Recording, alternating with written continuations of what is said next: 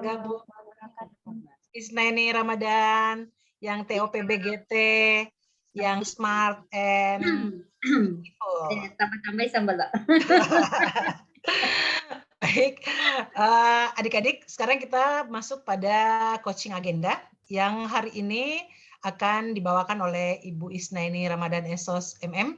Selamat datang Ibu. Assalamualaikum warahmatullahi wabarakatuh. Assalamualaikum warahmatullahi. Ya. Lanjut saya Kak. Ya, silakan. Kalau begitu Baik. saya serahkan kembali ke Ibu Isnaini. Silakan. Baik, terima kasih Bu Nova. Ya. Baik, Assalamualaikum warahmatullahi wabarakatuh. Waalaikumsalam warahmatullahi wabarakatuh. Selamat siang, salam sejahtera untuk kita semuanya. Selamat siang. Puji dan syukur kepada Allah Subhanahu wa Ta'ala. Hari ini kita bisa berjumpa ya, walaupun dalam Zoom virtual untuk pembimbingan pertama hari ini ya. Tentu teman-teman sudah melewati agenda 1, 2, dan 3, dan kita sekarang adalah agenda 4. Kita untuk nanti ada 3 kali pertemuan. Jadi untuk agenda pertama kita akan penguatan dulu agenda 1, 2, dan 3 yang keterkaitan dengan agenda 4.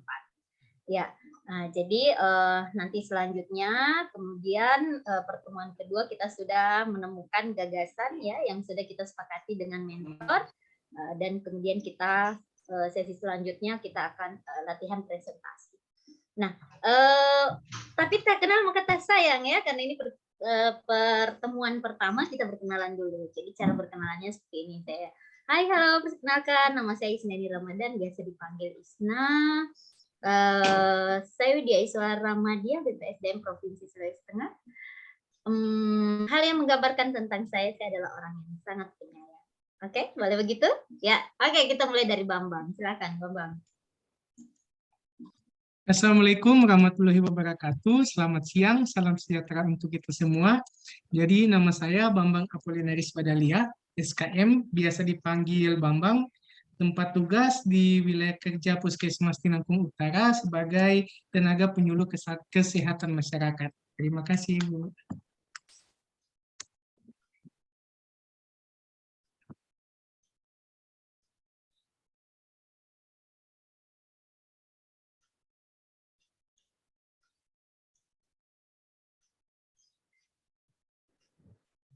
Izin Bu, suaranya mute. Apa tadi hal yang menggambarkan tentang Bambang? Saya tidak terlalu menyimak. Apa Bang? Izin Ibu, bagaimana? Kan tadi kan di akhir itu ada hal yang menggambarkan tentang diri kita. Nah kalau Bambang apa? Yang terakhir yang menggambarkan diri kita, apa ya? Apa dong? Berdasarkan nilai-nilai berakhlak, saya berorientasi pelayanan yaitu ramah dan solutif. Terima kasih. Asik, ramah ya. Oke, Bambang yang ramah. Jadi besok-besok kalau ada perlu apa-apa pasti Bambang akan ramah. Oke, terima kasih Pak Bambang. Lalu Ibu Rosiana Sabikai SKM, silakan. Terima kasih Bu. Assalamualaikum warahmatullahi wabarakatuh. Perkenalkan, nama saya Rosiana Kabikai, SKM, biasa dipanggil Oci, asal instansi dari Puskesmas Bakalan Raya, sebagai seorang tenaga epidemiologi. Yang menggambarkan diri saya orangnya ceria. Terima kasih Bu. Ceria ya. Oke, terima kasih Bu Rosiana. Ibu Ika, silakan. Assalamualaikum warahmatullahi wabarakatuh. Perkenalkan, nama saya Ika Rahmawati Langgene, biasanya dipanggil Ika. Tempat bertugas di Rumah Sakit Pratama Bilabanggai, Bukit Selatan, sebagai seorang perawat ahli pertama. Hal yang menggambarkan tentang saya. Apa Bu? Hal yang menggambarkan tentang saya.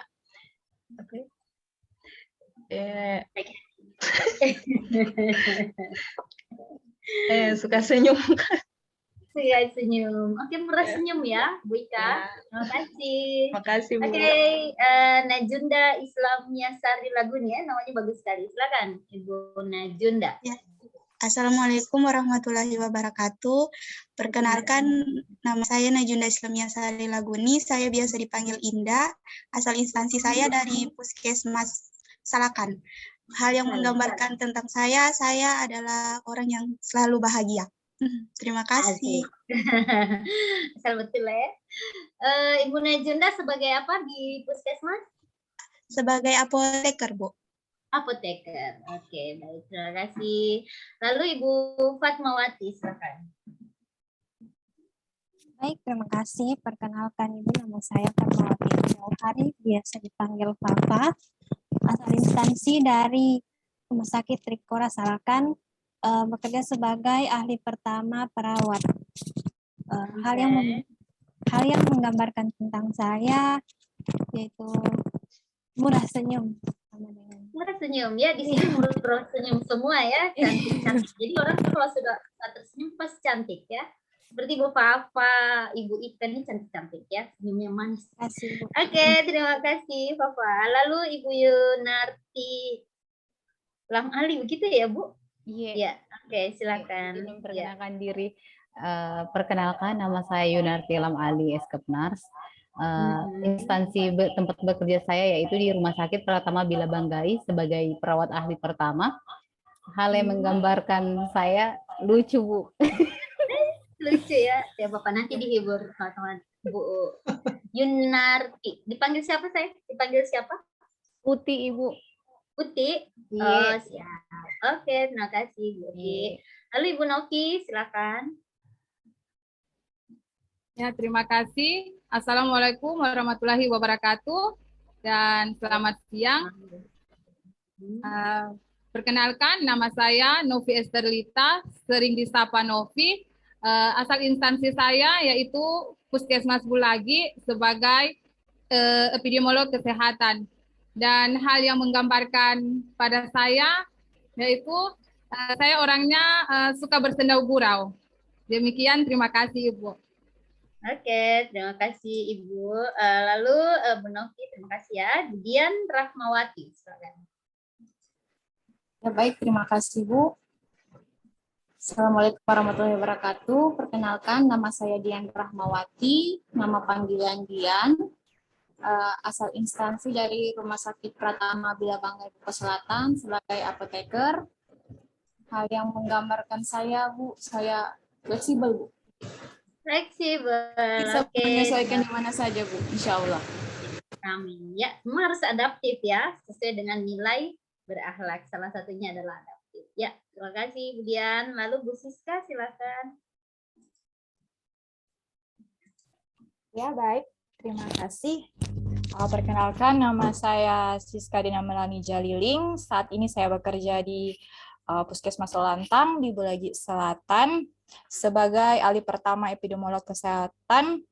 Hal yang menggambarkan saya kalau menurut orang-orang itu pendengar yang baik. Asik, good listener. Oke, terima kasih Bu Siska. Lalu Bu Mercy Ludi, silakan. Baik, terima kasih atas kesempatan yang diberikan pada saya. Nama saya Mercy Ludi, asal instansi saya dari Puskesmas Bulagi. Saya bertugas sebagai penyuluh kesehatan masyarakat. Hal yang menggambarkan tentang saya orang yang agak pendiam.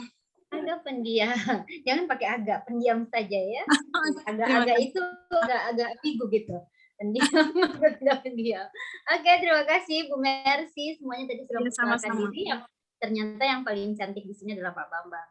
Ya, jadi menyesuaikan ya leader di kelompok kita. Baik, Bapak Ibu sekalian, saya izin share screen. Saya jelaskan sedikit terkait dengan agenda kita pada hari ini. Coaching agenda 4. Bisa kelihatan share screen-nya? Sebagai welcome speech, bukankah kita baru bisa bergerak jika ada jarak dan saling menyayangi bila ada ruang. Kasih sayang akan membawa kita semakin berdekatan. Selamat siang ASN Melita. Ya, pada hari ini kita akan coaching agenda 4. Teman-teman sekalian, jadi di agenda 4 di sini adalah pembulatan materi agenda 1, 2, dan 3. Kemudian kita penjelasan tentang isu dan cara menentukan isu. Kemudian harapan saya bahwa hari ini teman-teman sudah menemukan isu atau gagasan kreatif dan kegiatan Nah, kemudian nanti kita akan penugasan untuk mematangkan saat asinkronus ya. Jadi kita akan coaching singkat terkait dengan gagasan awal. Nanti setelah kita sudah memiliki gagasan awal, dikomunikasikan dengan mentor apakah ini bisa kita jadikan aktualisasi ataukah ada isu lain yang lebih urgent untuk kita selesaikan terlebih dahulu ya. Baik, teman-teman sekalian, saya sedikit mereview keterkaitan antar agenda ya. Jadi di agenda 1 sikap bela negara itu kan adalah membangun kesadaran, kecintaan, semangat dan tanggung jawab melalui profesi PNS ASN. Nah, jadi nanti diharapkan bahwa dalam aktualisasi yang dimasukkan juga ada nilai-nilai wawasan kebangsaan dan indikator nilai bela negara. Ya, jadi tentu di agenda 1 teman-teman sudah mempelajari cara merancang aksi bela negara. Nah, itu agenda 1 keterkaitannya adalah bagaimana kemudian peserta bisa menginternalisasi nilai wawasan kebangsaan dan nilai bela negara. Nah, untuk agenda 2, ada agenda 2 nilai dasar PNS berakhlak. Jadi di sini adalah mengajarkan nilai-nilai dasar sebagai landasan dan kode etik sebagai pedoman bersikap dan berperilaku ASN. Nah, jadi di sini nilai-nilainya jadi di dalam setiap kegiatan dan tahap kegiatan, jadi itu ada nilai-nilai, ada indikator nilai di setiap nilai berakhlak. Ya, di setiap nilai berakhlak. Masih ingat berakhlak? Berorientasi pelayanan. Berorientasi Pelayanan. Berakhlak, berorientasi pelayanan. Akuntabel. Kompeten, harmonis, loyal, kolaboratif, dan kolaboratif.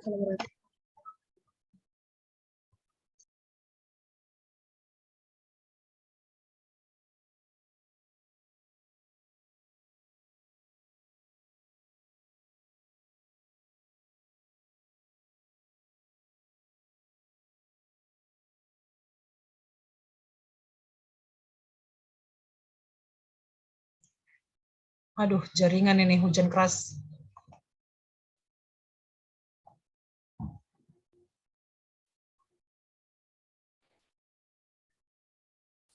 Oke, mohon maaf tadi terkendala dari jaringan.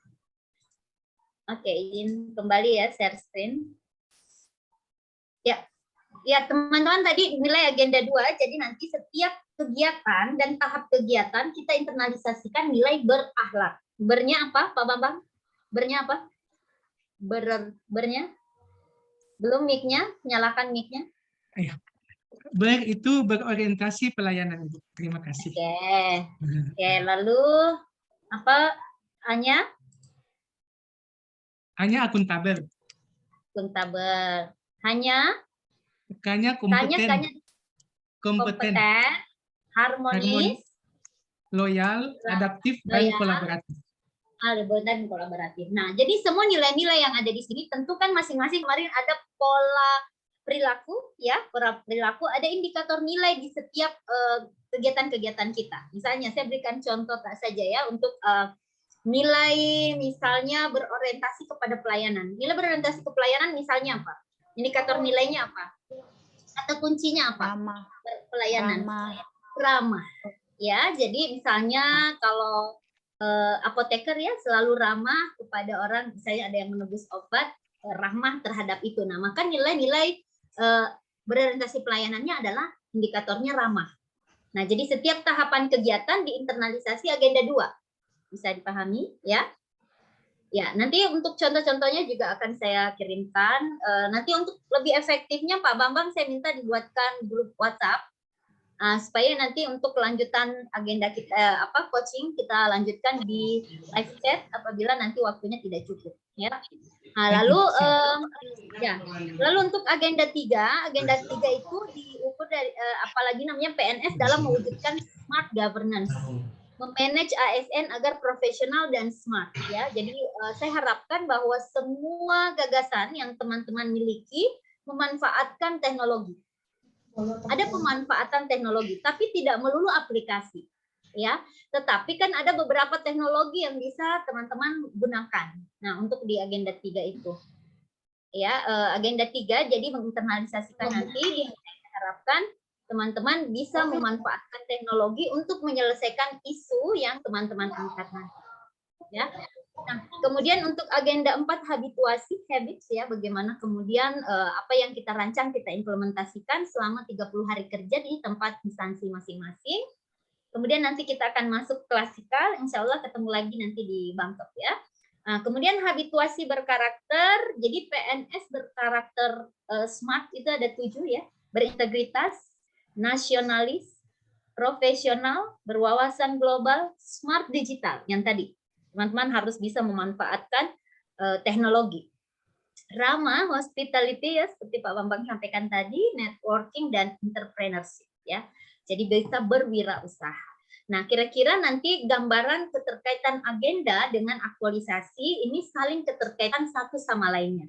Ya, jadi semakin bagus aktualisasi itu ketika semua agenda bisa kita aktualisasikan ke dalam satu rancangan aktualisasi. Ya, jadi saya jelaskan dulu sedikit bagaimana kemudian isu dan masalah itu. Nah, jadi nanti ketika mengangkat isu, jadi isu itu sesuatu yang potensi menjadi masalah. Nah, bila tidak diatasi, prinsipnya mencegah lebih baik daripada mengobati. Nah, sesuatu yang jika ditangani dengan misalnya apalagi namanya berdampak pada peningkatan kinerja. Nah, berdampak pada peningkatan kinerja artinya kalau dulu kerjanya biasa-biasa saja, kita dengan menyelesaikan isu itu akan punya dampak positif atau menjadi misalnya pasiennya jadi satisfaction atas kinerja kita. Nah, itu isu ya. Kemudian isu sering tidak nyata, tidak jelas faktanya. Nah, jadi teman-teman bisa berdasarkan pengamatan. Ya, pengamatan selama masih CPNS ya, seperti itu. Nah, tetapi ada tuntutan untuk mengatasinya. Misalnya ada perintah tuntutan masyarakat, tren teknologi seperti teknologi industri 4.0. Bahkan sekarang sudah 5.0 ya. Oke. Nah, lalu apa yang membedakan isu dengan masalah? Nah, kalau masalah itu kita akan melihat apa gap-nya, kemudian realisasinya bagaimana. Antara penerapan dan kenyataannya seperti apa. Kemudian gap kinerja saat ini dan kinerja yang diharapkan. Nah, jadi masalah itu harus didukung oleh data dan fakta. Nah, misalnya kalau teman-teman katakan tingginya angka stunting di kecamatan A, ya. Nah, berarti kita ada fakta dan data bahwa ini benar-benar terjadi masalah. Jadi ada fakta dan datanya, ya. Nah, masalah juga harus diatasi. Jika tidak diatasi akan memperburuk kinerja individu atau kinerja organisasi. Nah, lalu masalah itu harus dicari penyebab masalah utamanya. Nah, itu yang membedakan apa isu dan masalah. Isu versus masalah. Ya, sampai di sini ada yang ingin ditanyakan? Cukup? Kalau tidak ada, saya lanjut saja ya, karena waktunya sedikit sisa sedikit. Nah, isu-isu bisa diidentifikasi berdasarkan perspektif kedudukan peran PNS ya, manajemen ASN dan apa? Smart ASN ya. Oh, ini dulu yang lama ya. Manajemen ASN misalnya teman-teman bisa mengangkat isu-isu keterkaitan dengan profesionalisme. Misalnya kinerjanya rendah, etika buruk, etos kerjanya rendah, motivasi pegawainya lemah dan seterusnya. Misalnya contohnya kurang patuhnya petugas terhadap apalagi penggunaan APD di rumah sakit misalnya ya. Nah, berarti itu kinerjanya berarti rendah. Ya, kan mungkin dianggap bahwa oh ini sesuatu hal yang tidak penting padahal berdampak kepada pasien misalnya. Ya, dan seperti itu ya. Nah, ini bisa diambil di manajemen ASN. Bisa juga teman-teman ambil di smart ASN. Misalnya kurangnya fasilitas sistem informasi di rumah sakit. Nah, seperti itu ya. Jadi isu-isu pun juga teman-teman ambil pada agenda 1 seperti isu korupsi, narkoba, terorisme, money laundering dan apa saja yang ada keterkaitan dengan tugas dan fungsi teman-teman di OPD. Ya, seperti itu. Nah, ini kemudian disebut dengan identifikasi isu. Ya, jadi sumbernya dari mana? Sumbernya dari manajemen ASN. Kemudian sumber yang lainnya adalah dari smart ASN, pelayanan publik dan smart ASN. Pelayanan misalnya juga di pelayanan publik, misalnya berbelit-belit, rumit, tidak transparan, tidak ramah, kurang peduli, kurang nyaman, tidak berpihak pada difabel, dan seterusnya. Ya. Nah, ini kemudian isu-isu yang bisa teman-teman angkat menjadi aktualisasi. Ya, oke, saya secara cepat saja.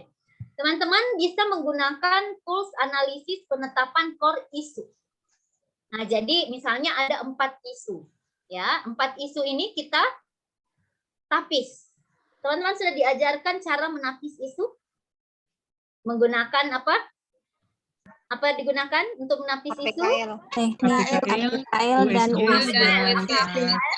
Mapping map atau hanya apa? Aktual. Katanya sudah Aktual, Ibu. Kayaknya Aktual problem. Problematikanya Kehalayakan, Ibu. Kelayakan. Kelayak. Jadi itu disebut dengan tools analisis untuk menapis isu. Ya. Jadi tools ini sama saja ya, kayak APKL, USG, Astrid, itu semua sama. Sama-sama fungsinya menapis isu.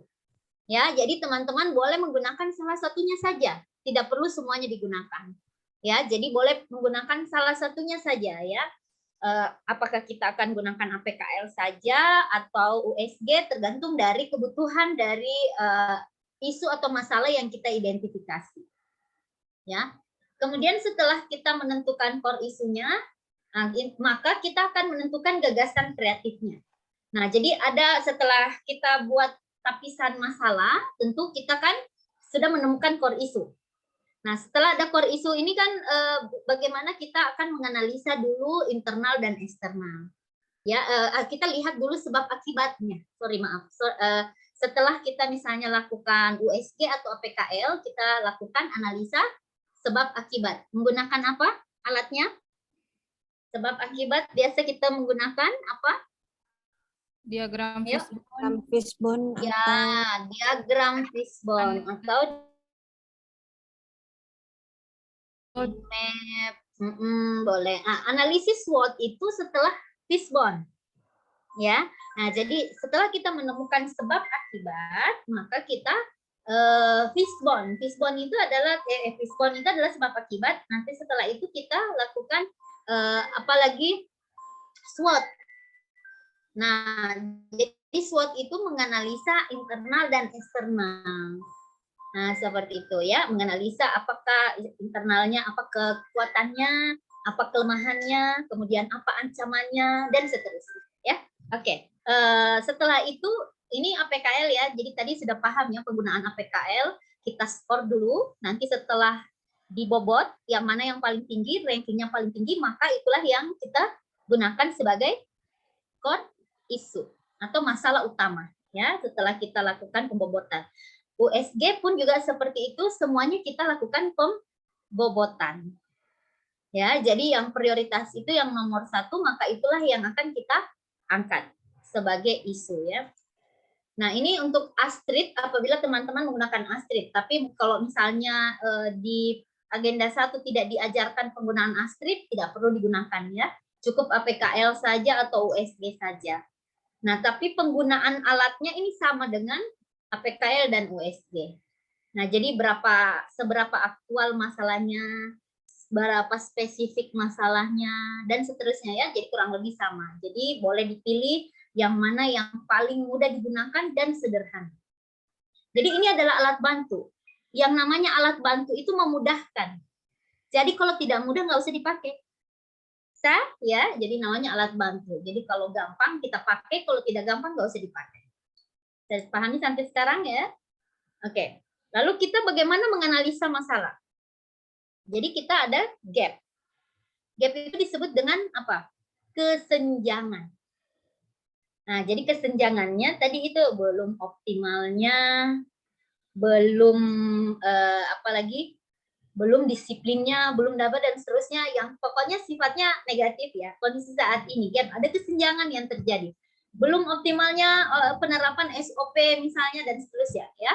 Nah, jadi kita akan menggunakan tools analisis penyebab masalah, kita USG, memilih prioritas masalah yang tadi ya saya sampaikan.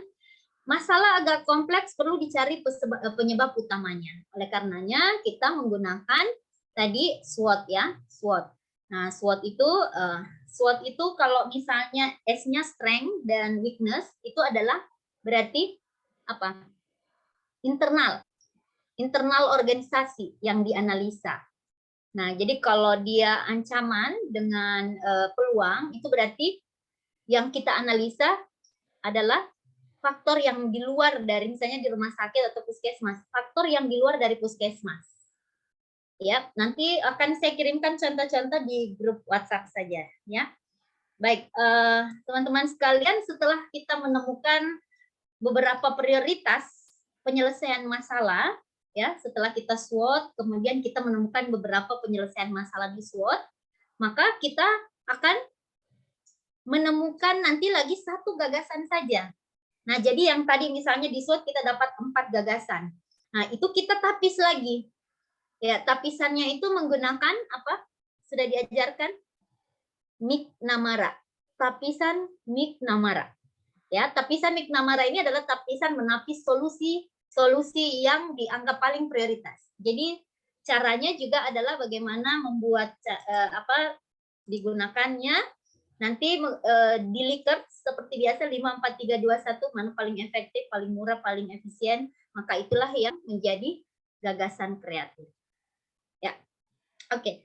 Sekarang kita masuk ke gagasan kreatifnya dan bagaimana penanganan isu itu. Nah, jadi gagasan konseptualnya kadang-kadang seperti ini kendalanya ya yang saya temukan pada saat kita coaching itu adalah keterbatasan CPNS dalam menyelesaikan gagasan kreatif. Nah, mungkin karena kewenangannya, dukungan anggaran, dukungan sapras. Nah, sehingga teman-teman saran saya, aktualisasi yang kita angkat itu tidak perlu yang terlalu mewah ya, yang penting bermanfaat. Jadi ada 2 saja, ada kebaruannya dan bermanfaat. Ya, nanti kalau misalnya teman-teman sudah jadi pejabat, bolehlah mengangkat yang sudah wow ya. Tapi sebagai trigger saja di organisasi, silakan mengangkat isu-isu yang benar-benar mempermudah kita menyelesaikan pekerjaan kita, ya. Nah, jadi jangan sepelekan gagasan yang sederhana, tapi kita lihat nilai tambahnya. Bisa saja dari yang sederhana itu memberikan nilai tambah yang sangat berarti. Nah, jadi kita buat gagasan itu nyata. Jadi menetapkan isu yang gagasan pemecahannya kita dapat selesaikan 30 hari. 30 hari itu sederhana, terukur, ada nilai tambah. Ya, dan tentu didukung oleh mentor. Nah, jadi kalau mentornya tidak memberikan dukungan, maka kita akan mencari gagasan yang lain. Ya, karena saya ingatkan lagi, teman-teman tidak boleh resisten terhadap mentor. Ya, jadi harus punya komunikasi, membangun komunikasi yang baik dengan mentor. Oke. Nah, ini yang tadi saya sebutkan dengan gagasan kreatif menggunakan McNamara. Nah, jika terdapat beberapa gagasan kreatif, maka untuk mengatasi satu isu, tapislah dengan metode tapisan dari McNamara. Seperti contoh yang di bawah ini ya. Sehingga diperoleh gagasan kreatif yang paling besar kontribusinya terhadap penanganan isu. Paling murah, paling efisien, dan paling mudah dikerjakan. Nah, kenapa harus ditapis lagi? Karena hanya 30 hari waktunya. Sehingga kita harus tadi buatlah aktualisasi yang terukur ya. Terukur dalam hal ini efektif harus terlaksana, efisien harus lebih murah dan mudah kita kerjakan. Ya, dan yang paling efektif, efisien dan mudah itulah yang akan menjadi gagasan kreatif yang akan kita angkat menjadi aksi perubahan kita. Oke. Sampai di sini ada pertanyaan ya. Oke, kita tanya jawab dulu. Kalau misalnya ada pertanyaan, silahkan. Terkait dengan apa tadi yang sudah saya jelaskan. Jadi, merancang aktualisasi itu adalah keterkaitan dengan agenda 1, 2, dan 3. Nah, kemudian kita menggunakan beberapa alat analisis untuk menentukan isu dan masalah. Nah, setelah itu kita tapis lagi, kemudian kita analisa sebab akibatnya, kemudian kita buat SWOT-nya, baru kita tapis lagi, dan akhirnya menemukan satu gagasan yang kreatif. Oke, pertanyaan silahkan. Kalau tidak ada pertanyaan, langsung saja saya mungkin review sedikit Saya mulai dari Pak Bambang. Sekarang kira-kira gagasan apa yang Pak Bambang akan angkat nantinya? Kira-kira, silakan. Izin Ibu, berdasarkan apa yang telah disampaikan, jadi saya sendiri telah mempunyai beberapa isu yang saya ambil berdasarkan hasil pengamatan saya di tempat saya bertugas, yaitu di Puskesmas Tinangkung Utara, Kecamatan Tinangkung Utara. Di situ saya mengambil lebih ke pemanfaatan atau smart ASN, di mana belum adanya pemanfaatan digital khususnya dalam metode penyampaian pesan kesehatan atau yang biasa kita kenal penyuluhan kesehatan dan penyampaian informasi kesehatan. Itu yang menjadi isu pertama saya. Yang menjadi isu kedua saya yaitu setelah ditapis, setelah ditapis dengan menggunakan pertama APKL, kedua USG untuk memastikan, dan yang ketiga hasilnya saya analisis berdasarkan peta mapping. Saya dapatkan hasil bahwa yang paling dominan itu adalah belum diterapkannya penggunaan media sosial dalam penyampaian masalah kesehatan atau informasi kesehatan di puskesmas, sehingga saya mengambil satu gagasan yaitu penyampaian informasi dan penyuluhan kesehatan berbasis digital di ruang tunggu Puskesmas Tinangkung Utara. Kurang lebih seperti itu, Ibu. Terima kasih. Oke, bagus. Jadi nanti lebih disederhanakan saja ya, kayak kalau judul itu kan lebih sederhana. Layanan informasi penyuluhan kesehatan lebih spesifik ya. Jadi kita kalau misalnya membuat gagasan itu berbasis smart ya. Smart S-nya apa? Spesifik ya. Jadi judul itu harus spesifik. Layanan informasi apa yang akan kita sampaikan ke masyarakat? Itu harus spesifik. Spesifik layanannya apa? Di layanan ruang tunggu itu apakah kita akan menyampaikan apa-apa? Ya Pak ya, harus spesifik. Measure, dia harus terukur. Measure itu harus terukur. Apa yang berapa informasi yang akan kita sampaikan? Ya, harus menunjukkan jumlah sehingga pada saat kita mengimplementasikan memudahkan kita untuk menerapkan itu. Tadi kan dia sudah berbasis jumlahnya. Kemudian SMA, achievable, bisa dipertanggungjawabkan, reliable, realistis untuk kita kerjakan, dan time bound, ya, dia memiliki waktu yang sudah ditentukan. Nah ya, jadi semua rancangan ya, bukan hanya aktualisasi, tapi semua rencana di birokrasi itu harus berbasis smart, ya. Nah, tadi yang disampaikan Pak Bambang itu sudah bagus ya, sisa nanti dibuat supaya dia lebih mudah terukur ya Pak. Jadi dia mudah diukur, kemudian lebih spesifik. Layanan informasi apa? Nah, di ruang tunggu apa yang ingin Pak Bambang sampaikan sehingga pada saat kita implementasi lebih mudah ya kita pencapaiannya. Baik. Oke, saya kira bagus Pak Bambang, lanjutkan saja ya. Terima kasih. Oke, terima kasih. Oke, lalu Ibu Rosiana, silakan. Terima kasih Bu. Ya, izin menjawab. Kalau untuk isu yang ada di puskesmas saya, khususnya Puskesmas Bakalan Raya, itu sesuai dengan basic saya sebagai seorang epidemiologi, itu di situ berdasarkan laporan surveillance penyakit, itu yang paling tinggi di sana itu penyakit TB. Dan untuk baru dia berada di daerah kepulauan, daerahnya cuma 3 desa, sehingga harus dilakukan proses pencegahan segera karena takutnya di desa itu akan menyebar penyakitnya. Dan berdasarkan identifikasi itu isu tersebut, saya menggunakan analisis APKL dan USG. Untuk masalah saya yaitu kurang optimalnya analisis faktor resiko penyakit TB paru. Kemudian untuk gagasan utamanya atau untuk rencana kegiatannya itu melakukan penyuluhan kepada penderita maupun yang bukan penderita TB. Begitu, Bu. Jadi apa gagasan utamanya tadi, bisa diulang lagi Bu? Kurang optimalnya, ya belum optimalnya analisis faktor resiko penyakit TB paru. Lalu melalui apa? Melalui apa kita optimalkan itu? Melalui apa? Penyuluhan, Bu. Saya melakukan edukasi kepada masyarakat dengan melakukan penyuluhan. Oke, berarti edukasi ya Bu ya. Jadi nanti kalau misalnya gagasannya berarti edukasi gagasannya. Edukasi dan apa? Edukasi dan apa? Edukasi saja? Edukasi ada promosi juga? Iya, promosi kesehatan. Oke, jadi kan biasa misalnya orang misalnya edukasi dan advokasi kan bisa saja ya Bu ya. Edukasi dan advokasi terkait dengan penyakit TB berbasis apa gitu. Nah, ini ada nilai tambahnya, ada basisnya. Basis apa? Seperti tadi Pak Bambang, basisnya media sosial, Bu. Nah, kan kayak gitu. Nah, bisa saja Ibu Rosia melalui apa? Basisnya melalui apa? Supaya ada nilai tambahnya. Ya, Bu ya. Jadi mulai dari sekarang sudah dipikirkan, didiskusikan dengan mentornya, kira-kira apa yang bisa Ibu angkat sehingga mudah nanti Ibu laksanakan.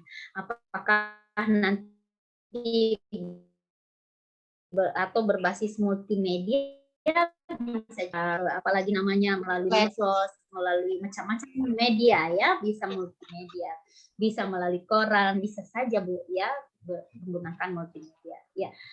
Sisa itu saja ya Bu ya, ditambahkan apalagi nilai tambah. Baik, terima kasih Bu Rosiana, saya kira dilanjutkan saja, sudah bagus. Lalu Ibu Ika silahkan.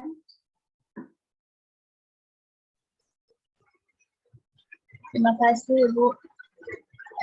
Dari hasil analisa yang saya lakukan di tempat instansi saya bekerja, ada beberapa isu yang saya dapatkan menggunakan teknik USG.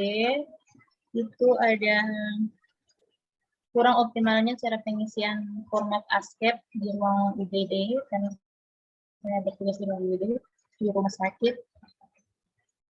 Jadi untuk penyelesaian itu saya melakukan koordinasi dan sosialisasi seperti itu.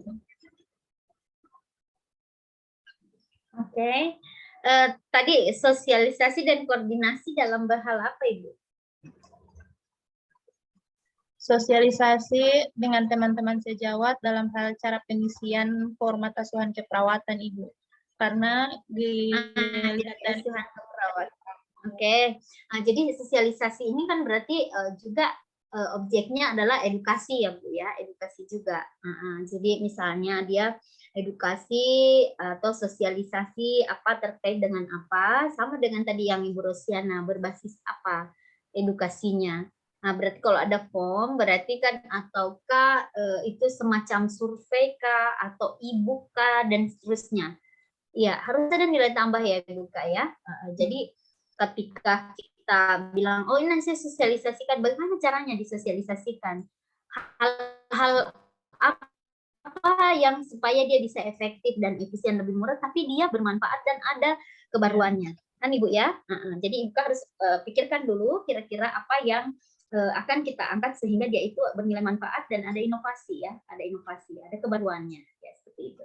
Oke Ibu Ika ya, saya kira bisa silakan dilanjutkan. Lalu Ibu Najunda Islamiasari, silakan. Ya, terima kasih Bu. Jadi kalau dari segi di tempat kerja saya itu ada beberapa isu yang mungkin bisa saya angkat. Yang pertama itu mengenai tidak rasionalnya pemberian antibiotik kepada pasien. Jadi di puskesmas saya itu penggunaan antibiotik pada beberapa penyakit yang seharusnya tidak menggunakan antibiotik itu tinggi. Kemudian yang kedua ada beberapa kasus itu obat itu tidak tersedianya obat di apotek. Kemudian yang ketiga mengenai manajemen penyimpanan obat di apotek, dan yang keempat itu mengenai manajemen perlakuan terhadap obat yang expired. Jadi setelah saya tapis kemarin saya mau angkat mengenai obat kekosongan obat. Jadi kasusnya itu karena terjadi miskomunikasi sebenarnya antara kita petugas apotek dengan petugas gudang obat. Jadi ada beberapa penyelesaian masalah yang sebenarnya masih saya pertimbangkan, Bu. Ada yang pertama, apakah kita akan memperbaiki sistemnya, termasuk sistem sistem antara apotik dengan gudang obat, bagaimana sistem yang baiknya untuk agar mencegah tidak sampai terjadi kekosongan obat lagi, atau menciptakan seperti kartu stok digital. Jadi kartu stok ini nanti di mana kita ketika resep masuk, maka kita akan langsung registrasi ke digitalnya, kemudian setelah itu maka itu akan langsung terdata termasuk dengan jumlah obat apa saja yang tidak ada, jadi bisa langsung diketahui stok obat apa saja yang kosong. Gitu.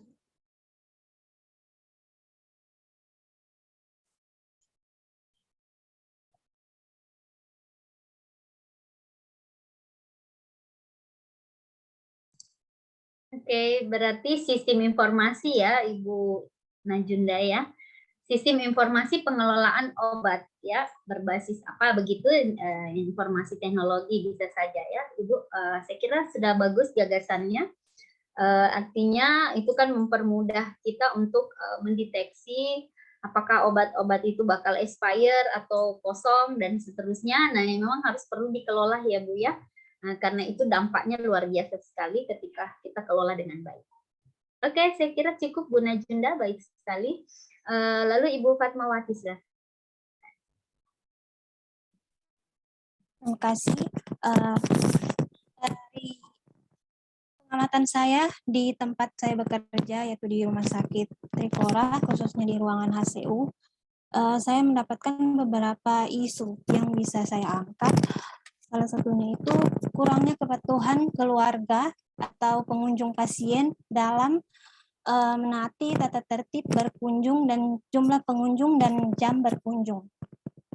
Ini dapat mempengaruhi kepuasan pasien dan juga pelayanan kami sebagai medis pada pasien karena agak mengganggu. Jadi setelah saya menggunakan teknik tapisan isu APKL dan USG, saya menentukan core isunya yaitu itu kurangnya kepatuhan keluarga atau pengunjung pasien terhadap pengunjung pasien, Ibu. Dalam hal ini gagasan utama saya untuk menyelesaikan masalah atau isu ini yakni pembuatan SOP tata tertib pengunjung pasien. Kemudian nantinya dia akan dipasang di ruangan dan akan disosialisasikan kepada pengunjung pasien. Seperti itu. Dan melalui apa disosialisasikannya, Bu? Pengunjung ini kan tidak perlu lagi membaca SOP, dengan cara apa? Apakah kita nanti mau buatkan semacam video edukasi, kan begitu, berbasis video edukasi. Jadi SOP-nya itu dibuatkan dalam bentuk video, sehingga orang sambil nunggu di ruang tunggu sudah sambil kita bisa putarkan. Misalnya kayak gitu ya, Bu Fatma? Ada juga papan informasi tentang tata tertib. Oh, kalau papan informasi berarti Ibu bikin poster. Ya. Jadi berarti multimedia, edukasi plus multimedia. Oke. Baik, saya kira bagus Ibu, dan dilanjutkan, dibuatkan gagasannya dengan baik ya. Oke, baik, terima kasih. Lalu Ibu Yunarti, silakan. Ya, terima kasih Ibu.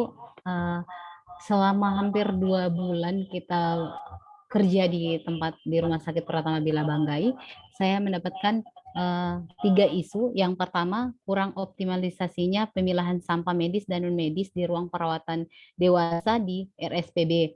Dan yang kedua, kurang optimalisasinya pencegahan plebitis pada pasien yang akan dan terpasang intravena kateter di ruang perawatan dewasa RSPB. Dan yang ketiga itu belum adanya nomor bed dan identitas pasien yang jelas di ruang perawatan dewasa di Rumah Sakit Pratama Bila Banggai.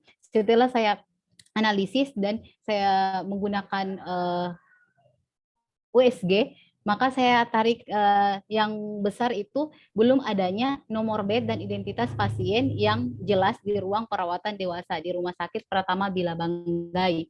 Yang pertama itu belum ada nomor bednya, karena kalau di perawatan kami itu cuma ada 2 ruangan, Bu. Ada 2 ruangan, ruang dewasa dan cuma ada 2 ruangan, ruang untuk perempuan dan untuk laki-laki. Dan bednya itu ada 6 bed, sedangkan tidak ada nomor bednya di nomor bednya, dan juga tidak ada identitas di tempat bednya pasien itu.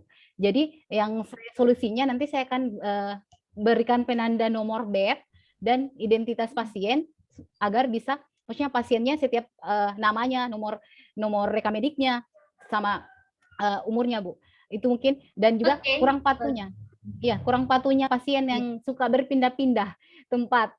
Berpindah-pindah tempat karena mungkin kurang pasti. Itu masalahnya, Bu, ya. Masalahnya itu berpindah-pindah, maka solusinya kita buatkan identitas, ya. Identitas. Penggunaan identitas. Ya, bagus Bu ya, walaupun sederhana tapi bermanfaat sekali untuk pasien. Nanti dibuat gagasannya baik-baik, Bu ya.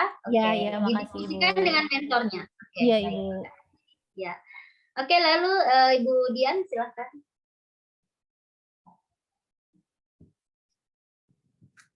Baik, Bu. Kalau saya Bila Banggai Kuku Selatan. Di sini saya sebagai apoteker, jadi hasil setelah masuk kerja kurang lebih 2 bulan sebelum turun latsar ini mendapatkan beberapa permasalahan khususnya di apotek sendiri. Itu yang pertama, Bu, tentang belum optimalnya pengaturan suhu penyimpanan perbekalan farmasi, Bu. Jadi seharusnya karena ini kendala kita listriknya hanya 12 jam di sana, Bu. Jadi untuk sediaan yang harusnya di tempat di suhu dingin atau bahkan di kulkas, nah ketika siang hari tidak ada listrik, otomatis suhu penyimpanan tidak akan memenuhi syarat.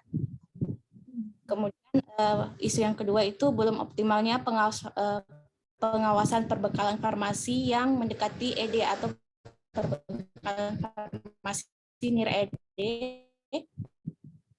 Karena kami di sana itu bukan, kami kecamatan paling ujung di Banggai Kepulauan, jadi akses ke sananya juga susah, akses dapat obatnya susah, dan giliran ada obatnya, malah expired, tidak digunakan seperti ini. Mubazir menurut saya. Kemudian ada isu tentang belum adanya pelaporan perbekalan kefarmasian secara online. Jadi sebenarnya untuk kami di apotek sendiri, Bu, pelaporan perbekalan farmasi ini sudah online sebenarnya. Tapi yang saya dapat di sana, kami hanya melaporkan secara manual itu ke Dinkes. Nah, di situ saya sempat bertanya kenapa seperti itu dan mungkin bisa dikembangkan untuk pelaporan online. Apalagi kami itu maksudnya rumah sakit seperti itu. Tapi penyusunan laporannya itu serba manual. Nah, dari 3 isu ini kemudian saya tapis menggunakan APKL dan USG. Itu yang saya dapatkan yang menurut saya yang skornya tinggi juga, itu tentang belum optimalnya pengawasan perbekalan farmasi yang NIR-ED, Bu. Seperti itu, karena menurut saya juga jika ini kita sudah di paling ujung, kita sudah di pelosok, akses mendapatkan susah, dan ketika sudah didapatkan malah tidak maksimal digunakan, ya mubazir seperti itu. Jadi rencana saya di sini akan memperbaiki dari stok obat, kemudian pencatatan obat setiap bulan, dan kemudian pembaruan saya itu kita buat setiap bulan itu buat daftar sediaan perbekalan farmasi, itu daftarnya dengan tanggal ED-nya.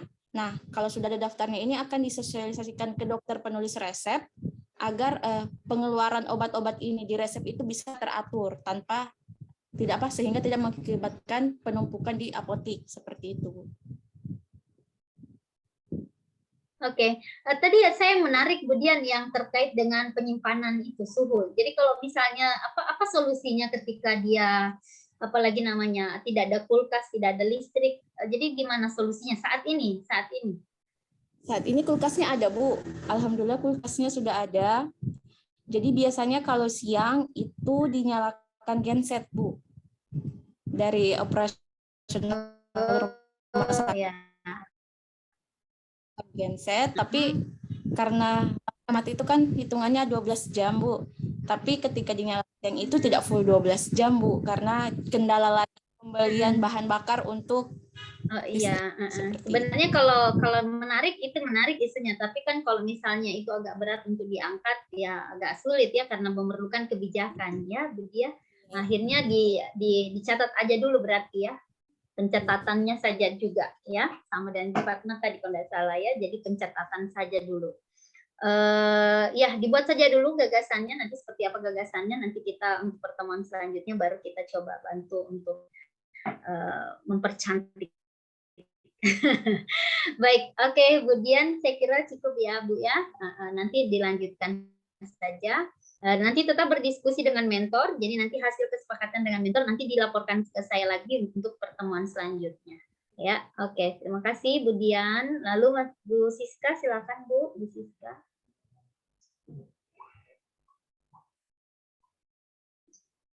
Ya, baik. Jadi berdasarkan pengamatan saya selama hampir 2 bulan bekerja, untuk yang terkait masalah spesifik tugas dan tupoksi saya itu, yang pertama itu terkait basis data surveillance di puskesmas. Itu kalau menurut pengamatan saya itu masih belum terlalu bagus, karena memang sama seperti puskesmas yang lain di Kabupaten Banggai, kami itu terkendala sarana prasarana, terus listrik, jaringan. Jadi saya mengambil beberapa isu yang menurut saya yang juga direkomendasikan. Itu yang pertama yaitu belum optimalnya pengolahan dan analisis data surveillance. Yang berikutnya yaitu belum efektifnya luar biasa.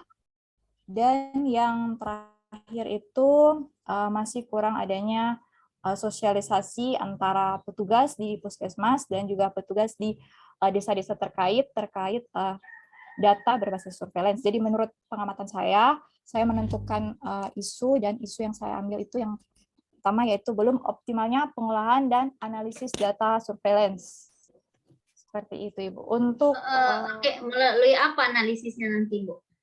Ada menggunakan aplikasi SPSS. Jadi data mentah yang didapat dari pengelola kita analisis berdasarkan orang, tempat, dan waktu. Jadi bisa kita lihat misalnya penyakit diare itu lebih banyak terkena di desa mana. Terus waktunya biasanya pada waktu yang kapan, atau misalnya yang lebih spesifik itu daerah TB atau COVID, itu bisa kita lihat berdasarkan data-data yang ada, kemudian kita analisis, Ibu. Jadi kita menggunakan alat bantu. Alat bantunya yaitu aplikasi SPSS. Oh iya, oke, bagus. Bagus sekali ya, Bu ya, berdasarkan SPSS. Nanti hanya penyederhanaan nanti judulnya ya, nanti tapi diskusikan dulu ke mentor. Kalau mentor sudah setuju akan kita lanjutkan lagi. Oke, Bu Siska, makasih Bu. Ya, Oke. Lalu Ibu Mercy Ludi, silakan Ibu Mercy. Terima kasih atas kesempatannya. Jadi isu yang saya angkat berdasarkan isu-isu yang ada di puskesmas saya berdasarkan hasil konsultasi dengan pemegang program promosi kesehatan, bahwa yang sedang jadi masalah di sana itu mengenai tingginya angka merokok sama desa siaga yang sudah kategori desa siaga, tapi banyak yang tidak memenuhi indikator dari desa siaga itu sendiri. Kemudian oleh mentor saya di Puskesmas Bulagi menyarankan untuk mengangkat tidak optimalnya pelayanan ambulans, karena baru-baru ini Puskesmas Bulagi sempat viral. Jadi itu nanti kemudian dikaitkan dengan desa siaga. Jadi desa yang siaga itu yang punya keterjangkauan pelayanan kesehatan. Jadi desa siaga itu juga harus punya ambulans desa. Ambulans ini tidak harus seperti mobil. Ada banyak kendaraan lain yang dapat dijadikan ambulans desa. Jadi untuk mendorong bagaimana setiap desa siaga ini untuk memenuhi indikator desa siaga itu sendiri. Cuman saya pikir sepertinya kalau dari segi waktu sepertinya tidak akan memenuhi dalam target 30 hari. Jadi saya mungkin akan konsultasi ulang dengan mentor saya. Betul, betul. Ibu nanti cari dulu mungkin administrasinya saja atau informasinya saja, Ibu ya. Jadi nanti kita batasi lah ya, artinya sesuai kewenangan kita. Ya Bu ya, kalau lainnya berdampak dengan biaya, waktu, nah saya rasa kita pertimbangkan dulu. Ya Bu ya. Nah nanti bisa kok Ibu mencari gagasan-gagasan yang lain yang lebih sederhana tapi bermanfaat. Ya, kayak misalnya kan kalau desa siaga kesehatan begitu maksudnya. Desa Ya, kenapa? apa tadi nama programnya desa siaga aktif. Menurut pengelola program itu semua desa yang ada di Puskesmas Bulagi adalah desa siaga, tapi banyak yang tidak memenuhi indikator-indikator dari desa siaga. Saya juga belum terlalu mendalami indikator apa saja, cuman menurut pengelola program desa siaga itu minimal punya ambulans desa. Gitu. Ambulans ini bukan harus mobil, Bu. Nah, gitu. Atau begini saja, bisa saja nanti layanan informasi saja, layanan informasi terkait dengan indikatornya tadi, ya kan Bu? Kemudian nanti cari basisnya berbasis apa, multimedia apa atau media apa yang bisa Ibu Messi buat seperti itu. Ya, jadi informasinya saja. Jadi itu akan nanti kita cari referensi indikator-indikator. Kemudian kita wawancara, ya kan? Kemudian kita sosialisasikan. Jadi nanti tahapannya jadi banyak. Jadi layanan informasi. Jadi nanti output akhirnya adalah layanan informasi.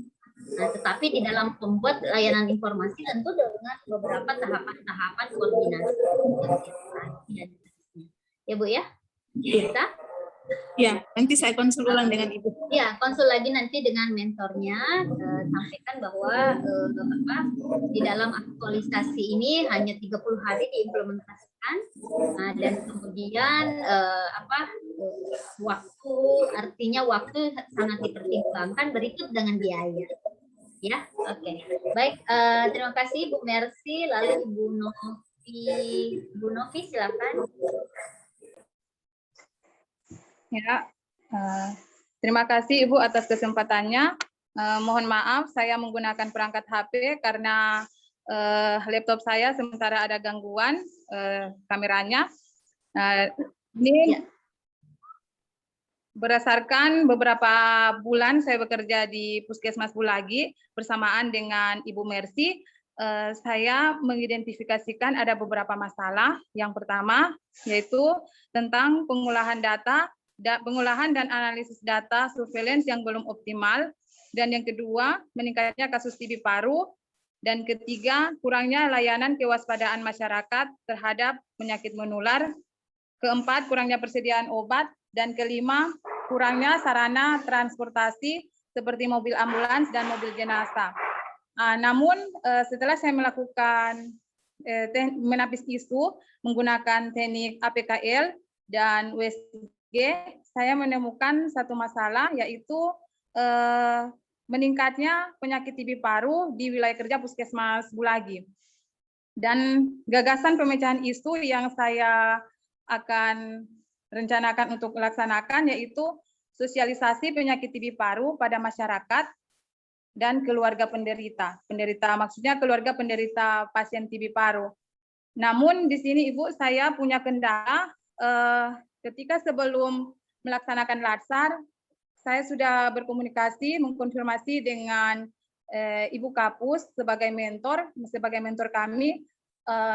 Beliau menyarankan untuk saya sebagai epidemiolog ahli kesehatan itu untuk mengambil kurangnya layanan kewaspadaan masyarakat terhadap penyakit menular. Namun ketika saya menggunakan APKL, yang saya dapatkan itu tentang meningkatnya kasus TB paru. Demikian Ibu.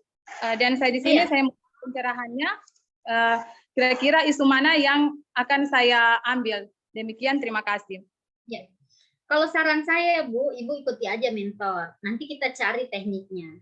Ya, jadi kurangnya kewaspadaan masyarakat dalam penanganan TB itu juga bagus karena kita memang harus mensosialisasikan itu kepada masyarakat, ya Bu, ya kan? Jadi Ibu bisa buat nanti dalam bentuk kelompok atau misalnya sosialisasi pencegahan atau preventif ya, preventif penyakit TB berbasis partisipasi masyarakat. Ya, nah jadi kita mau nanti bekerja sama dengan misalnya di tempat ibu ada kelompok jamaah misalnya gereja apa misalnya Bu ya, itu ibu bisa minta bantuan mereka untuk berpartisipasi mensosialisasikan itu. Nanti ibu bisa sisa titip informasinya, entah ibu nanti mau bikin dalam bentuk poster, entah mau bikin dalam bentuk apa, tetapi ibu memberdayakan kelompok-kelompok, misalnya kelompok tani, misalnya kelompok masyarakat lainnya, atau Karang Taruna, atau dan seterusnya untuk membantu ibu mensosialisasikan hal ini terkait dengan penyakit TB. Nah, karena penyakit TB juga ini kadang-kadang menjadi orang malu untuk mengakui bahwa dia TB. Karena itu tadi perlu kita sosialisasikan. Nah, tetapi untuk mempercepat itu supaya ada nilai tambahnya, ibu ikut aktifkan partisipasi masyarakat di dalamnya. Ya, Ibu Novi, artinya jadi di dalam nilai tambah dari aktualisasi yang ibu buat adalah bagaimana ibu memberdayakan kelompok. Nah, seperti itu. Bisa dipaham, Bu Novi? Iya, Ibu. Jadi dia seperti itu. Nanti ibu carilah misalnya, tapi juga tidak kita buat dulu lebih spesifik. Misalnya ibu ambil satu desa. Jadi nggak usah semua desa dulu supaya cepat penanganannya itu part by part ya. Artinya bisa nanti kita lanjutkan nanti untuk walaupun kita selesai aktualisasi, kita bisa melanjutkan lagi ke desa selanjutnya. Nah, jadi kita buat dulu di satu desa, ada beberapa kelompok di desa itu, itulah yang kita berdayakan untuk mensosialisasikan ini, ya Bu ya. Dengan cara apa ya tadi? Ibu bisa melakukan penyuluhan langsung, Ibu bisa menempel-nempelkan stiker, nah, atau kalau Ibu bisa buat informasi melalui video juga boleh. Nanti Ibu bisa kirimkan ke WhatsApp anggota forum komunikasi WhatsApp misalnya, kan bisa saja. Ya Bu Novi ya. Nah, jadi Bu Novi harus berpikir kreatif. Jadi jangan resisten terhadap mentor. Apa yang dia sampaikan mentor kan tahu apa yang menjadi masalah yang harus segera dipecahkan. Nah, makanya mungkin dia sampaikan ke Ibu Novi, karena kan kita di organisasi itu ada IKU namanya, indikator kinerja utama. Ada harus kita capai. Nah, ada indikator kinerja yang harus dicapai oleh pimpinan kita. Nah, sehingga mungkin beliau mengarahkan Ibu Novi untuk mengangkat hal itu. Ya toh, dengan Ibu Novi mengangkat itu, maka akan membantu percepatan pencapaian IKU tadi. Ya, seperti itu Ibu ya. Nanti di aktualisasi pun juga kita harus menyinggung sedikit terkait dengan IKU ya. Walaupun teman-teman untuk hal yang baru buat teman-teman, tapi harus dicari apa IKU sebenarnya organisasi kita. Apa indikator kinerja utamanya. Oke, betul ya Bu ya. Nah, intinya kalau ada saran seperti itu mentor, Ibu hanya mencari solusi. Jangan kita resisten ya. Jangan kita membuat sesuatu yang sesuai kehendak kita. Nah, karena kalau pimpinan itu tahu apa yang akan menjadi capaian dari organisasi itu. Ya, oke. Saya rasa itu Bu Novi masukan saya. Ada lagi cukup? Ya, oke. Baik teman-teman, ini masih ada waktu sekitar 20 menit. Ada hambatan tidak ya? Seperti yang Ibu Novi tadi sampaikan, kira-kira apa hambatan-hambatan yang teman-teman akan temui nantinya? Jadi silahkan disampaikan saja. Silakan.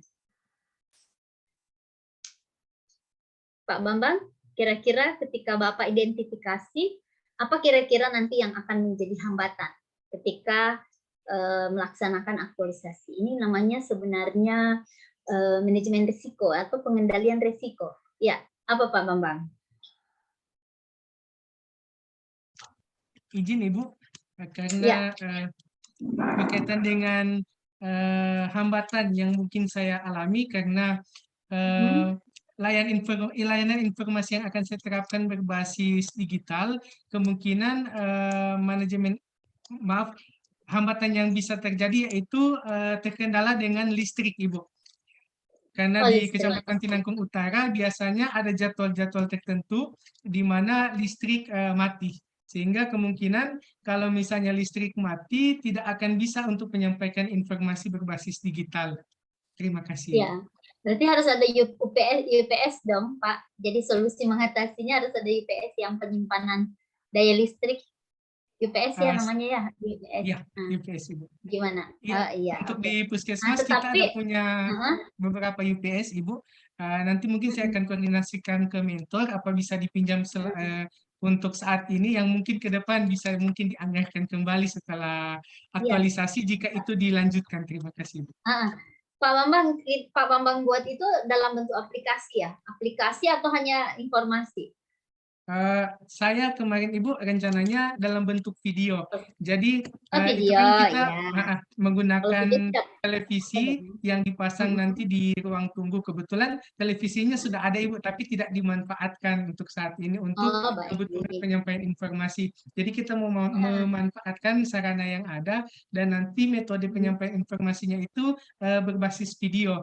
Jadi informasi kesehatan yang akan saya tampilkan itu pertama dari ucapan selamat datang dari mentor atau pimpinan instansi, kemudian ada penyampaian visi dan misi dari instansi, ada penyampaian alur pelayanan dan penyampaian penyuluhan kesehatan. Jadi kalau untuk alur pelayanan, kenapa penting untuk ditampilkan? Karena di puskesmas tempat saya bertugas itu kan Ibu tiap ada pasien yang datang harus petugasnya yang mengarahkan Ibu harus ke sini dulu, ke sini dulu, dan ke sini dulu. Jadi dengan adanya penyampaian informasi berbasis digital, harapan saya akan lebih efisiensi waktu dan efektif untuk penyampaiannya. Kedua, penyuluhan kesehatan berbasis digital itu nanti saya akan angkat berdasarkan masalah kesehatan yang paling dominan di Puskesmas Tinangkung Utara. Misalnya kemarin berdasarkan presentasi dari Dinas Kesehatan ada masalah stunting di beberapa desa, lupus stunting, dan yang sekarang lagi marak-maraknya itu DBD. Mungkin itu akan saya jadikan beberapa masalah kesehatan yang akan saya sampaikan melalui media digital yang akan diterapkan nanti. Kurang lebih seperti itu. Oke. Terima kasih. Baik-baik. Ya, saya tangkap. Jadi di video, buat dulu videonya, habis itu nanti diputar di ruang tunggu ya. Oke, baik. Jadi nanti hambatannya pada saat paling mati lampu. Nah, tapi kalau ada UPS bisa juga digunakan UPS-nya saja ya, Pak ya. Sudah seberapa sering mati lampu? Hampir setiap hari dibantu. Seminggu bisa sekali, Ibu. Bisa sekali paling banyak ya. Ya, oke. Berarti hambatannya bisa saja diselesaikan dengan UPS ya, karena kan paling tidak lama juga nantinya. Ya, oke. Atau bisa sebentar nanti baru diputar lagi. Saya kira tidak terlalu bermasalah ya Pak Bambang ya. Oke. Ya, baik. Terima kasih Pak Bambang. Saya ke Bu Rosiana lagi. Bu Rosiana, apa kira-kira hambatan yang akan Ibu kira-kira ini kan namanya apalagi analisis resiko ya, Bu. Analisis, kita menganalisa resikonya. Apa kira-kira resiko kalau Ibu nanti terapkan aktualisasi yang Ibu mau angkat? Ya, terima kasih Bu.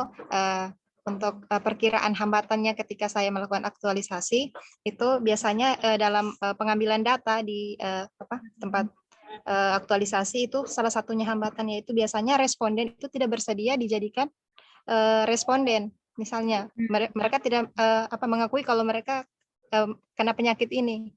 Kemudian dalam melakukan upaya preventif yaitu sosialisasi biasanya kontribusi masyarakat itu sangat kurang. Biasanya kalau dipanggil sosialisasi jarang yang datang, Bu, begitu. Oke, jadi kan solusinya nanti bisa saja Ibu Rosiana ya kayak Pak Mamang bikin memang dalam bentuk video kan, dalam bentuk apa, nanti mereka akan baca nanti. Tapi maksudnya tidak langsung seketika itu dia baca kan begitu. Kadang kan kita ini masih sibuk, masih apa, aduh ada lagi sosialisasi kan begitu ya.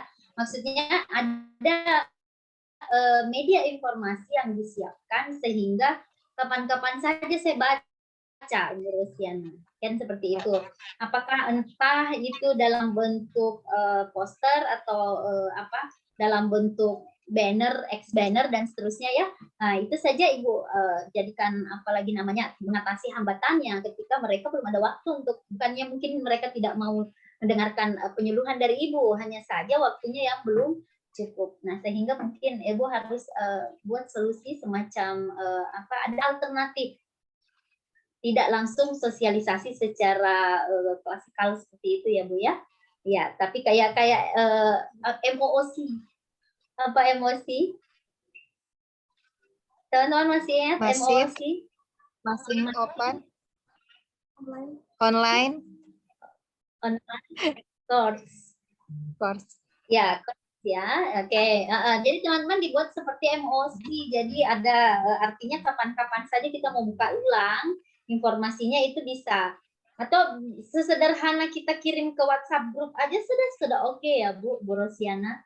Nah, artinya informasi itu kita bisa share ke beberapa WAG kelompok masyarakat. Ya bisa saja. Ibu melakukan koordinasi dengan pihak desa dan seterusnya ya Bu ya. Oke. Tapi saya kira memang Ibu harus antisipasi resiko yang ada. Ya. Oke, terima kasih Bu Rosiana. Apalagi berhubungan dengan masyarakat itu harus fair. Ya. Terima kasih. Lalu Ibu Ika kira-kira apa yang akan menjadi hambatan?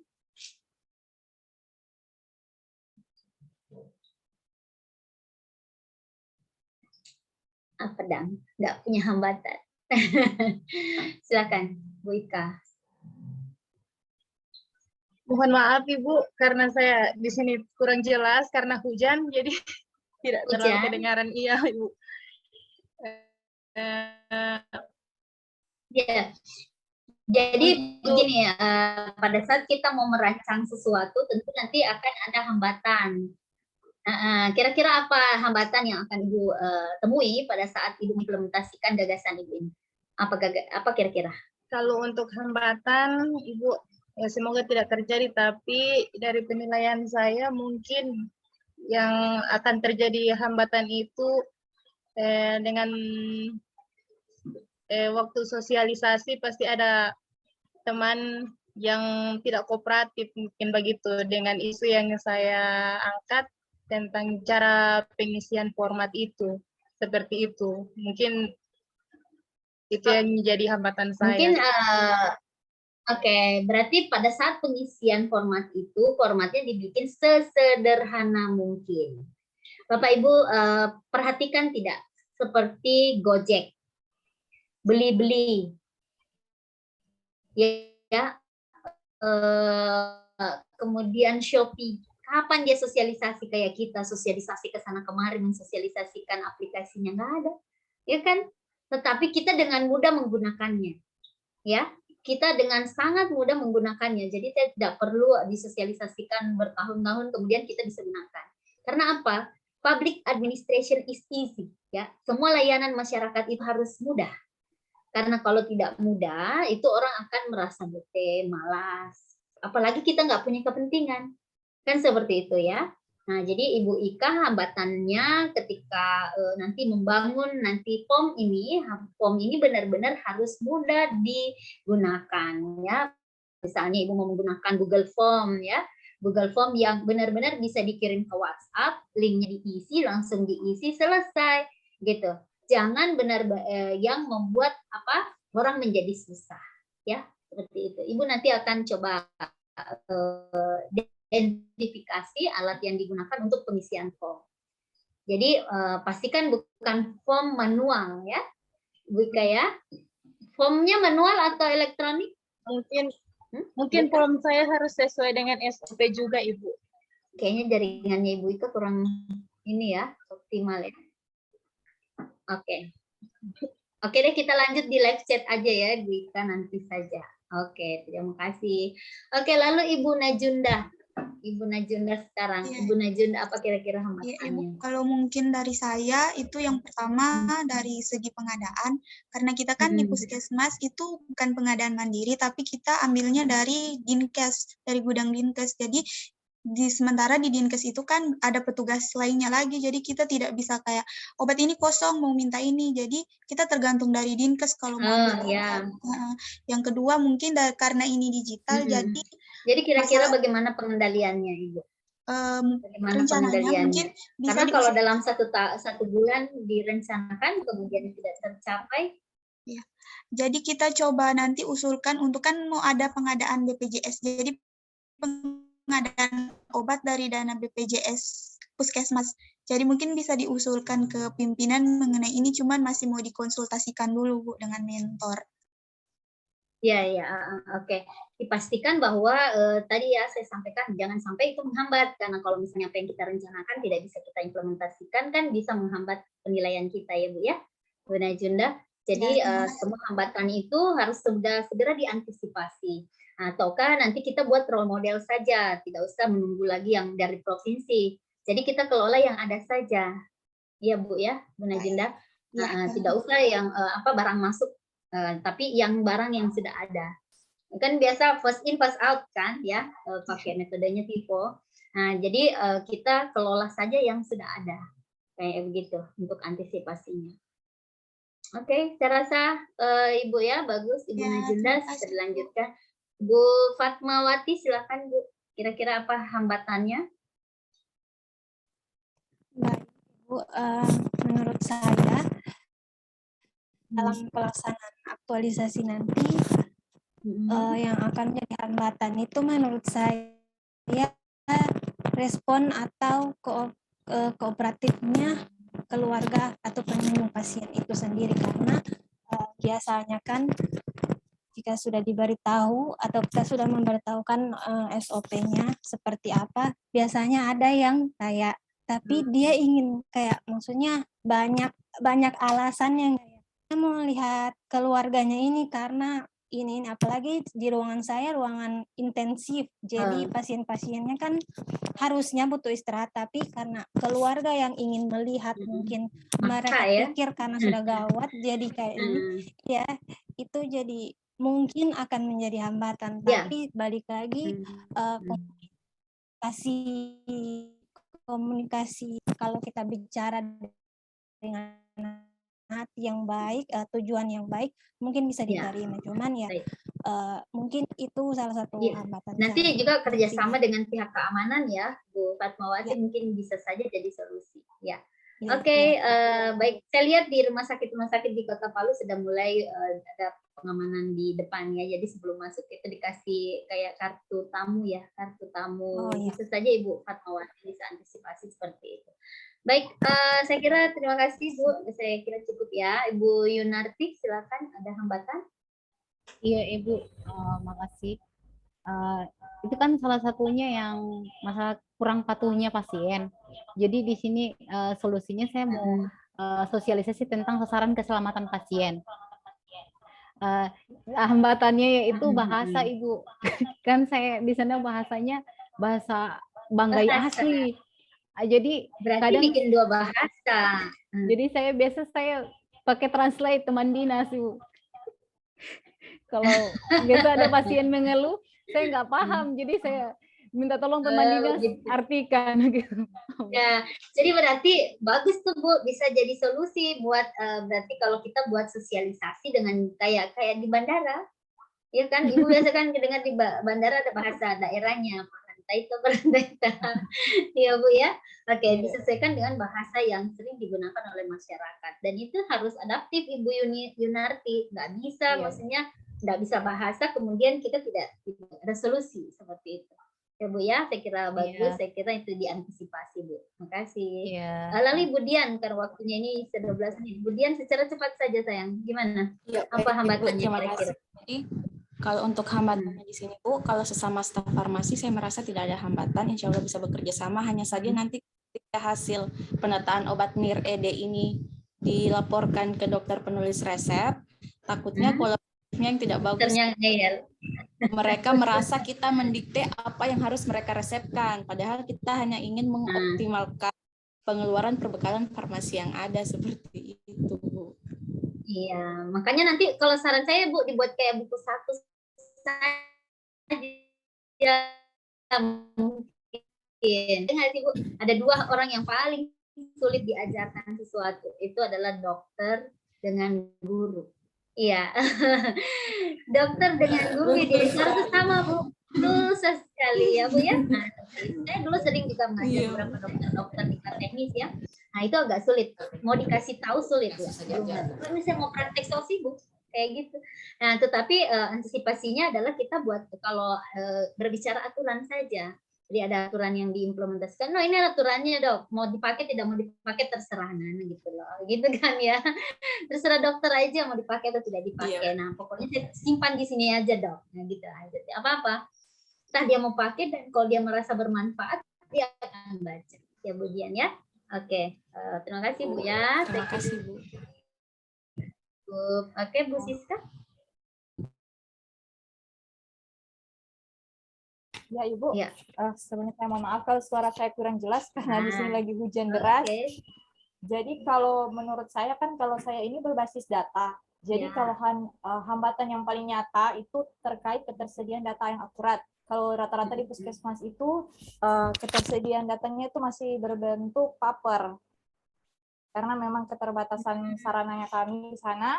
Jadi semuanya dalam bentuk paper. Jadi takutnya ada yang kececer datanya dalam penginputan sehingga nanti tidak optimal gitu. Cuman kemarin sempat tanya-tanya bagaimana siasatnya nanti dikoordinasikan dengan pengelolanya karena pengelolanya itu buat basic juga sehingga nanti kalau ada yang data yang kececer kita bisa saling koordinasi.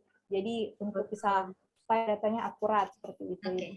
Ya, saya rasa harus begitu ya Bu ya. Data namanya pengelola data itu harus kita antisipasi. Ada beberapa data, backupan data dan seterusnya sehingga tidak menghambat yang lainnya. Oke, makasih Bu Siska, Bu Mercy secara cepat. Kalau Ibu Novi tadi sudah hambatannya, sisa Ibu Mercy ya. Mercy silakan. Terima kasih. Saya rasa tadi juga saya sudah mengemukakan alasan saya yang menjadi hambatan yaitu masalah waktu. Sepertinya memang kalau untuk mengadvokasi yang untuk mengukur dalam waktu 30 hari sepertinya tidak cukup untuk melihat before after dari kegiatan yang akan saya lakukan. Jadi saya akan mengkonsultasi ulang dengan mentor. Baik, oke. Saya sudah dengar tadi, lupa saya berarti sudah. Ibu Novi juga tadi sudah ya, Ibu Novi? Ya Ibu, sudah. Oke. Ya, jadi tugas teman-teman sekalian ini nanti kembali ke mentor dulu ya. Nah, setelah didiskusikan dengan mentor, gagasannya sudah ready, baru nanti saya bantu untuk memperhalus lah ya nama judul gagasan-gagasannya. Tapi itu tadi yang penting gagasan itu sudah kesepakatan dengan mentor. Nah, kenapa? Kalau tidak kesepakatan mentor, teman-teman nanti tidak didukung karena nanti mentor yang akan memberikan penguatan dan dukungan terhadap rencana aktualisasi yang akan kita buat. Ya, jadi kalau teman-teman baru di rancangan sudah resisten, nanti tidak dibantu. Kita ini perlu bantuan pertama, anggaran. Itu yang sudah pasti. Ya, kalau kita di birokrasi tidak ada istilah biaya sendiri. Semuanya harus dibantu di backup dengan anggaran. Kemudian yang kedua itu adalah dukungan berarti ya. Dukungan dalam hal ini surat menyurat, ya kan? Surat menyurat, kemudian surat keputusan, legalisasi dan seterusnya. Nah, kenapa kita harus tidak boleh resisten kepada mentor itu tadi ya. Kemudian dengan teman sejawat. Teman sejawat juga kita tidak boleh resisten. Kita harus punya jiwa besar untuk lebih banyak bertanya, kemudian sharing ya. Jadi tidak boleh jalan-jalan sendiri. Pastikan kolaboratifnya dijaga. Ya, kolaborasi ya, jadi koordinasi. Teman-teman pernah mendengar isu diajarkan di kolaboratif disebut dengan whole of government, disinggung pada saat agenda 3 whole of government. Apa itu whole of government? Halo. Disinggung nggak WOG-nya? Ada yang tahu? Pak Bambang tahu WOG? Jadi segala sesuatu upaya-upaya kolaboratif ya. Nah, jadi di setiap apa Pak Bambang? Oke, tadi Pak Bambang mau cerita apa WOG? Izin Ibu, untuk WOG mungkin kita di agenda 3 tidak terlalu ditekankan karena kita kemarin lebih ditekankan ke smart government sama manajemen ASN. Oke. Padahal sebenarnya memang di agenda 3 enggak, agenda 2 untuk di khususnya di kolaboratif. Iya, nah, jadi whole di agenda 2. Ada. Ya. Ada di agenda 2 disebutkan. Ya. Nah, jadi di dalam di kompeten di kolaboratif itu disebut dengan whole of government itu pendekatan penyelenggaraan pemerintah yang mengoptimalkan upaya kolaboratif. Ya, jadi ada upaya-upaya kolaboratif dalam ruang lingkup koordinasi keseluruhan sektor ya. Yang tadi saya sampaikan ada teman-teman, oke, berbasis partisipasi masyarakat. Nah, seperti itu. Nah, itu adalah upaya-upaya whole of government atau pendekatan penyelenggaraan pemerintah yang sifatnya kolaboratif. Jadi di dalamnya ada koordinasi, integrasi, kedekatan, penglibatan. Nah, seperti itu kira-kira. Ya, jadi kalau misalnya kayak koordinasi, nah tipenya itu ada dialog, kemudian ada penyertaan ini dalam bentuk dukungan misalnya. Contoh ya, kayak nanti, kayak misalnya kepala desa, saya sangat mendukung Ibu mensosialisasikan terkait dengan TB. Nah, maka nanti dia akan membantu kita untuk mengkoordinasikan kepada audiens yang akan kita sosialisasikan. Nah, itu yang dimaksud dengan whole of government. Bagaimana kemudian penglibatan orang-orang mempermudah kita mengaktualisasikan capaian-capaian yang akan kita tuju. Ya, kemudian integrasi, ya kayak misalnya tadi Ibu Najunda kan dia mau membuat pengelolaan obat. Nah, ini harus terintegrasi pengelolaan obat itu. Dia nggak bisa istilahnya pengelolaannya di mana-mana semuanya seperti itu. Semuanya harus terintegrasi di farmasi. Ada disebut dengan joint working, joint value. Nah, itu adalah bagaimana farmasi ini bekerja sama dengan beberapa istilahnya itu ruang perawatan ya, mungkin ruang-ruang perawatan untuk penyediaan depot-depot obat misalnya, kan seperti itu ya. Nah, itu perlu pengintegrasian.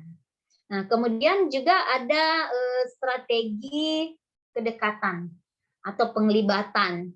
Nah, penglibatan orang-orang yang punya kepentingan ya, punya kepentingan dan punya pengaruh. Kepentingan dan pengaruh. Maka teman-teman harus memperbaiki komunikasi yang efektif ya, sehingga apalagi pada saat kita mengaktualisasikan nantinya ini semua pihak mendukung ya, pihak mendukung. Jadi kalau dalam ilmu strategi komunikasi nanti kita ketemu dengan 4 kelompok orang. Ada kelompok yang namanya jadi dia akan menjadi promotor. Apa tuh promotor itu? Dia punya pengaruh yang tinggi dan kepentingan yang tinggi. Misalnya direktur rumah sakit. Dia punya pengaruh yang tinggi dan punya kepentingan yang tinggi. Kepentingannya adalah pencapaian IKU rumah sakit ya untuk peningkatan pelayanan. Kemudian untuk pengaruhnya adalah legalisasinya. Ya kan, untuk memaksakan orang untuk melakukan apa yang kita lakukan kan berdasarkan SK. Surat keputusan. Nah, itulah disebut dia memiliki pengaruh yang tinggi. Nah, itu disebut dengan promotor. Kemudian ada disebut dengan laten.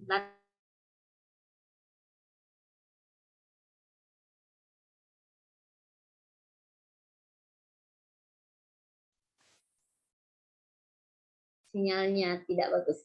Oke, yang laten itu dia pengaruhnya besar tapi kepentingannya kecil. Kemudian ada disebut dengan defender, dia punya pengaruh yang kecil tapi kepentingannya besar. Kemudian ada apatis, ada orang yang memang tidak peduli, punya kepentingan kecil, pengaruhnya pun kecil. Nah, jadi itulah nanti kemudian teman-teman mengelola hal itu sehingga aktualisasinya bisa tercapai sesuai dengan tujuan yang teman-teman akan buat nantinya. Oke, saya kira untuk sesi kita coaching hari ini saya kira cukup dulu. Sesi selanjutnya nanti kita baru akan pematangan terhadap dengan gagasan kreatifnya. Nanti kalau ada hambatan atau ada yang perlu didiskusikan, kita akan lanjutkan di live chat kita nanti WhatsApp yang akan dibuat oleh Pak Bambang ya nantinya. Oke, saya kira cukup. Saya mohon maaf apabila ada hal yang tidak berkenan di hati Bapak Ibu sekalian. Terima kasih atas partisipasinya. Terima kasih Kak Nova yang sudah setia mendampingi kita, evaluator kita pada hari ini. Terima kasih banyak. Sehat selalu buat kita semuanya. Jangan lupa bahagia, selalu tersenyum, dan banyak berdoa. Wabillahi taufiq wal hidayah. Assalamualaikum warahmatullahi wabarakatuh. Selamat siang dan salam sejahtera untuk kita semuanya. Sampai jumpa. Selamat siang, Ibu. Saya serahkan ke Ibu Nova. Oke, baik. Terima kasih Bu Isna kebersamaannya sore ini, siang ini. Insya Allah kita ketemu Ibu Isna lagi tanggal 10 ya, adik-adik ya. Tanggal 10 sore, insya Allah Ibu Isna ya. Untuk pembimbingan rancangan aktualisasi. Oke, kita akhiri giat kita hari ini dengan ucapan alhamdulillahirrahmanirrahim. Wabillahi taufiq wal hidayah. Assalamualaikum warahmatullahi wabarakatuh. 3, 2, 1, ciri. Oke, terima kasih. Izin live, Kakak. Iya, sayang. Ibu. Baik, boleh live. Nggak usah